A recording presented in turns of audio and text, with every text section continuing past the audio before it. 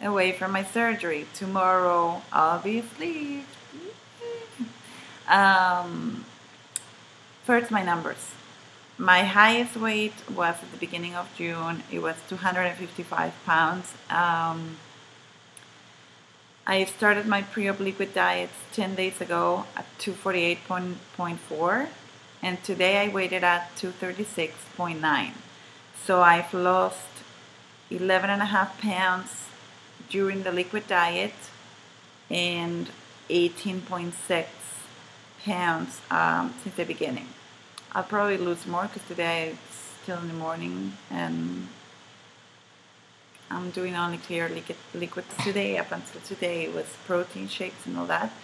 So I hope I'll lose a little bit more today. So I'll update you after surgery. So I had a couple of things that I wanted to talk about. The first one is what am I supposed to do tomorrow? So the surgery is going to be at 8 a.m. at Mercy Hospital. I have to be there at 6 a.m. and I have to leave home to be there at 6 a.m. at 4:30 or so.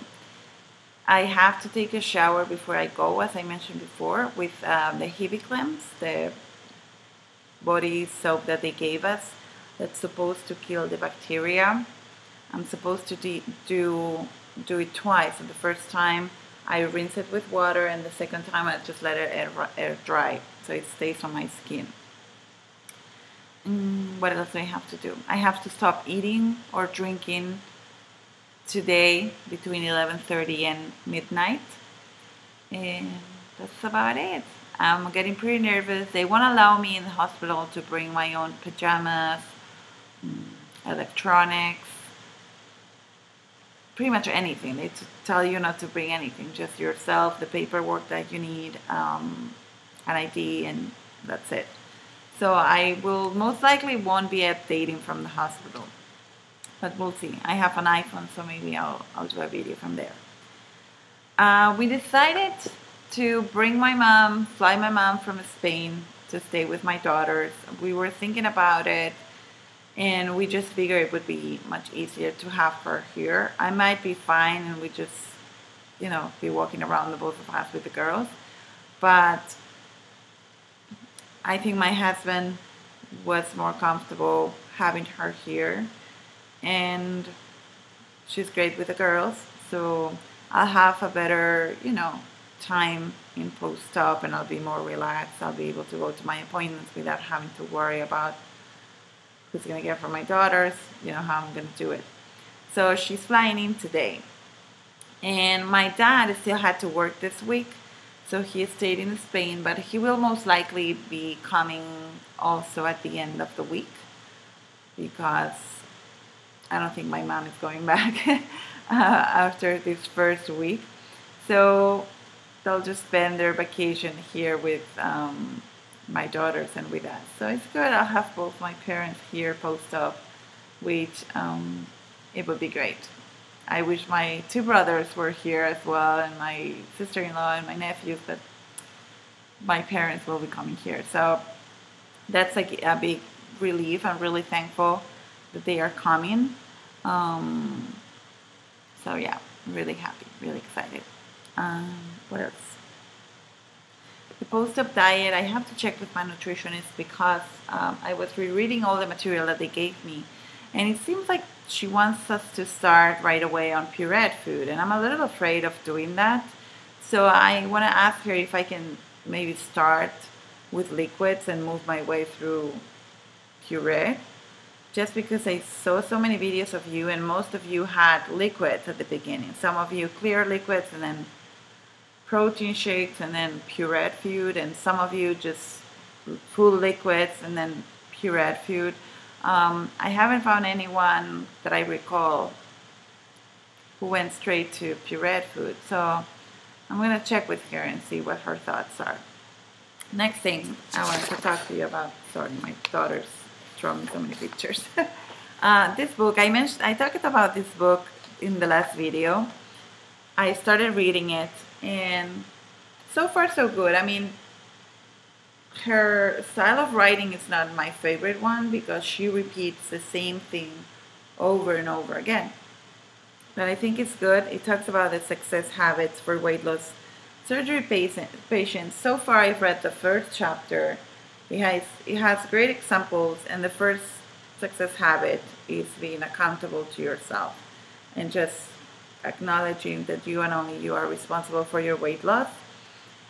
You and only you are responsible for the weight that you have right now before surgery and after surgery, and it's just your responsibility to change things and to make things better.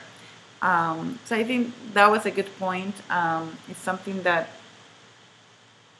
it's absolutely true. I mean, you can't blame anyone by yourself, and we all know. I mean, we reached this point because we made bad decisions in the past for whatever reason. Some of us have great reasons, others, it doesn't really matter. It's just the fact that a lot of times people tend to blame other people for being in the situation, and she just basically states that unless you take full responsibility of where you were, where you start, and where you're going, nothing's going to change. Surgery is not going to work by itself because it's just a tool. So you have to be aware of every decision that you make every day. So I thought that was good. I mean, it's just the first chapter, so I'll keep you posted. But I thought it was okay. It's good insights. The second thing that I wanted to talk to you about is this. It's a weight loss goals chart. I found it yesterday in a channel from a girl called, her YouTube name is Cameo Nicole 05. That's CAMEO Nicole 05. So she mentioned that she was going to do this. She had her vertical sleeve months ago. But she mentioned that she wanted to do this, and she showed her example. So this is just something that I made based on what she showed, but I wanted to give her credit for the idea. So this is just my highest weight, pre-op weight, surgery date, weight, my goal weight, all this is in kilos, 56 kilos. And then the weeks, every week I'm supposed to weigh myself and calculate weekly loss, surgery loss, pre-op liquid diet loss, total loss, and the kilos that I have to go.